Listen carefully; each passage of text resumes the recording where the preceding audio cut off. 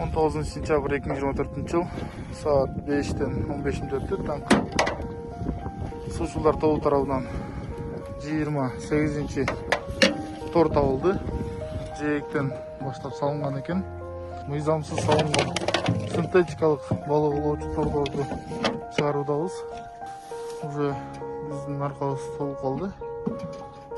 Таңкы саат Кызыл Туу айылынын булуңунан 35-ші мыйзамсыз салынган балык улоочу тор алып чыгылууда.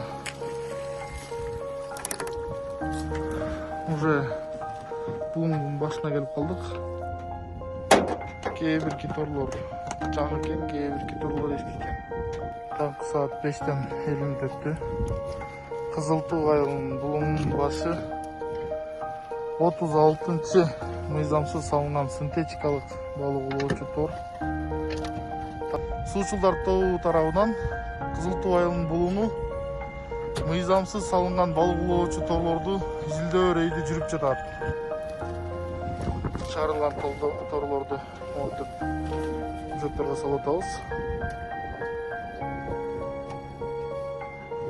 Таңкы саат 6:30 дагы бир мыйзам салынган балык улоочу тор таптык суучулдар тарабынан. Бул уже 48-чи тор. Монтип салып коётуштар. Мыйзамсыз салынган синтетикалык торлорду. Страшно салып тур. Эртеги бетте жүргөнбүз. Оңдойдон башына чейин келдик. Кайрып бул жакка өттүк. 54-чү сетка менен бул жак токтоду окшойт.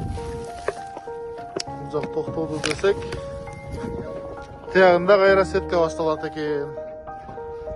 Мынакей кайра тияктан баклашкалар кетет экен. Биздин качерибиз уже толуп калды.